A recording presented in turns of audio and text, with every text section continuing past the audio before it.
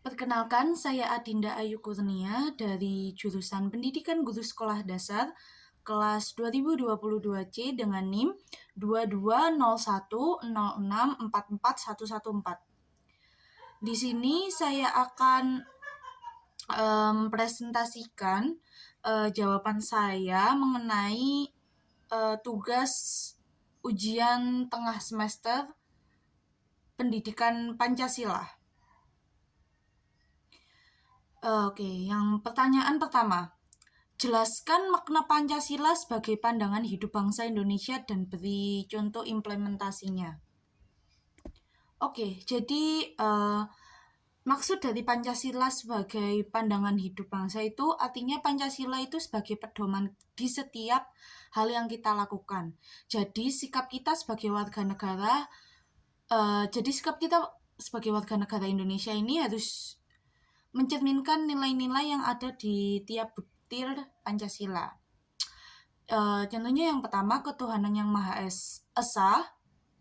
Itu berarti bahwa kita sebagai warga negara Indonesia ini mempercayai dan bertakwa kepada Tuhan. Dan tentunya ini disesuaikan dengan agama dan kepercayaan yang dimiliki oleh masing-masing pribadi. Dan karena itu makna dari sila ini juga berarti kita perlu saling menghormati antara umat beragama sehingga tercipta kehidupan yang rukun. Contohnya, ketika ada teman kita, ketika ada teman kita yang berpuasa, sebaiknya orang yang non-muslim atau yang tidak menjalankan puasa itu menghormati dengan tidak makan di depan orang yang sedang berpuasa atau mengiming-iming makanan di depan orang yang sedang berpuasa contohnya. Yang kedua, kemanusiaan yang adil dan beradab. Nah, sila kedua ini kita sebagai warga negara diminta untuk memahami bahwa setiap manusia memiliki derajat yang sama, sehingga kita harus saling menyayangi satu sama lain. Contohnya, kita tuh tidak boleh untuk milih-milih dalam pertemanan atau membantu orang. Jadi kayak kita tuh harus rukun atau ramah kepada semua orang. Dan kita juga harus menjaga dan membantu sesama dan membela kebenaran dan keadilan. Dan yang ketiga, persatuan Indonesia. Sila ketiga ini berarti kita harus menempatkan kesatuan dan persatuan dan kepentingan negara dari kepentingan masing-masing. Kita harus mempunyai kepribadian yang rela berkorban demi negara dan mencintai bangsa Indonesia dan tanah air, serta bangga kepada negara. Terus yang implementasinya, untuk implementasinya contohnya kita lebih bangga menggunakan produk dalam negeri. Jadi kita bisa membantu UMKM juga di sekitar kita daripada kita membeli barang-barang branded atau barang-barang impor. Nah, yang padahal kualitasnya itu sebenarnya sama saja dengan barang-barang yang ada yang hasil dari dalam negeri. Yang keempat, kerakyatan yang dipimpin oleh hikmat dan kebijaksanaan dalam permusyawaratan perwakilan. Nah, sila keempat ini mengajak kita untuk tidak memaksakan kehendak kita pada orang lain dan mengutamakan kepentingan negara dan orang lain. Contohnya ketika kita bermusyawarah atau sedang mendiskusikan sesuatu, hendaknya kita menghormati pendapat atau apa yang disarankan orang lain dan tidak menganggap bahwa pendapat kita ini yang 100% benar gitu loh. Jadi kita harus menghargai sesama. Yang kelima dan terakhir, keadilan sosial bagi seluruh rakyat Indonesia. Nah, makna dari sila ini berarti mengembangkan perbuatan luhur dengan cara kekeluargaan dan gotong royong. Selalu bersikap adil. Selain itu kita juga harus seimbang antara hak dan kewajiban dengan juga menghormati hak orang lain. Ya, contohnya kita kalau ada dalam sebuah diskusi. Kita harus menghormati hak-hak orang lain untuk berpendapat dan eh, mengajukan opininya. Serta eh, ketika kita berkegiatan bersama-sama, kita harus menghormati bahwa adanya waktunya ibadah, adanya waktunya istirahat untuk kepentingan bersama dan kenyamanan semua orang. Oke, selanjutnya yang nomor 2, sejarah mencatat bahwa Belanda menguasai Indonesia kurang lebih 350 tahun atau 3,5 abad. Sebenarnya sudah banyak perjuangan yang dilakukan bangsa Indonesia untuk mengusir penjajahan dari bumi Nusantara. Namun perjuangan tersebut tidak berhasil. Coba jelaskan apa yang menyebabkan perjuangan bangsa Indonesia tersebut tidak berhasil. Oke. Eh, ada beberapa faktor yang menyebabkan kenapa bangsa Indonesia dulu dijajah selama itu dan pada awalnya belum berhasil mengalahkan bangsa Belanda. Yang pertamanya adalah perjuangannya itu masih bersifat kedaerahan. Jadi masyarakat Indonesia itu masih berusaha mempertahankan daerahnya sendiri-sendiri dan tidak bersatu untuk mempertahankan Indonesia. Mereka masih memilih untuk berjuang sendiri-sendiri demi daerahnya masing-masing. Dan yang kedua itu perlawanan tidak dilakukan secara serentak, ya, karena berjuang untuk daerahnya sendiri-sendiri tadi. Jadi perlawanannya tuh kayak di Jawa, di Makassar, di mana-mana kayak sendiri-sendiri, tidak serentak. Jadi Belanda itu dengan gampang bisa mengalahkan sana, mengalahkan sini, karena kita juga, ini yang faktor ketiga, masih kalah dalam hal persenjataan. Dan kita juga dulu itu bergantung pada pemimpin. Jika pemimpin kita tertangkap atau kalah, maka perlawanan kita pun terhenti dan kita akhirnya kalah.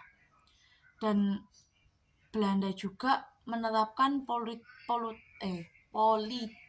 adu domba pada saat itu, dan kita juga waktu itu masih mudah sekali percaya dan diadu domba.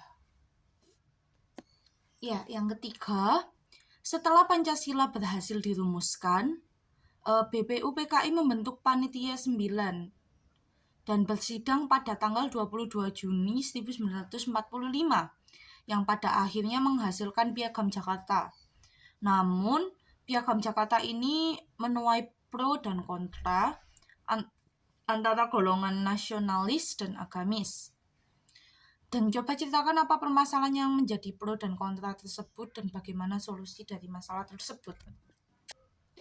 Jadi, pada mulanya di naskah Piagam Jakarta tersebut dirumuskan Pancasila. Nah, tapi rumusan awal ini dinilai memandang golongan tertentu. Lah, demi kepentingan bangsa dan negara yang memiliki berbagai suku bangsa, agama, dan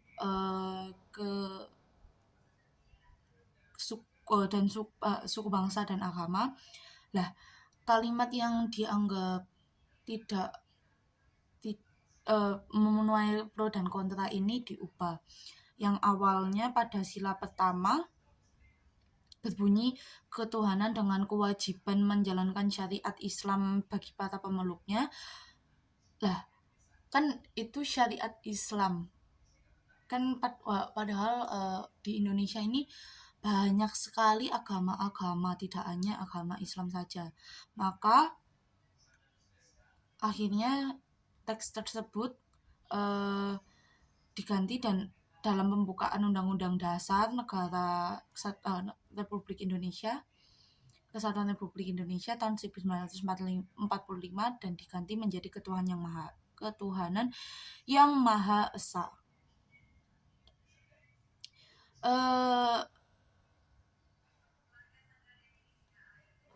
Naskah Piagam Jakarta tersebut menuai kritik dari beberapa tokoh perwakilan dari Indonesia Timur, dan perwakilan dari tokoh tersebut menyampaikan keberatan mengenai butir pertama tersebut. Dan alasannya seperti yang saya sebutkan tadi. Jadi begitu. Oke, yang keempat, jelaskan secara singkat proses terbentuknya nilai, norma, dan moral dalam masyarakat. Oke, jadi nilai itu sesuatu yang dianggap baik dan benar. Dan nilai itu tercipta dengan sendirinya dan berkembang dalam masyarakat. Misalnya, seseorang itu harus bersikap sopan dan menghargai orang yang lebih tua. Jadi kita itu harus bersikap sopan dan menghargai orang lain. Dan sikap ini dianggap sebagai nilai kesopanan yang telah dipelajari secara turun-temurun dalam kehidupan masyarakat yang dimulai dari keluarga. Dan untuk menyeimbangi kehadiran nilai tersebut, kemudian dibentuk norma yang sifatnya lebih mengikat. Norma dibentuk berdasarkan kebiasaan nilai-nilai sosial yang dilakukan di masyarakat. Misalnya norma hukum yang memiliki aturan sah dan wajib dipatuhi oleh masyarakat. Dan biasanya masyarakat bersikap abai terhadap hal-hal yang mungkin dianggap sepele, seperti tidak menerobos lampu merah, dan hadirnya norma hukum untuk memberikan kesadaran bahwa setiap perbuatan mendapatkan ganjaran dan sanksinya. Dan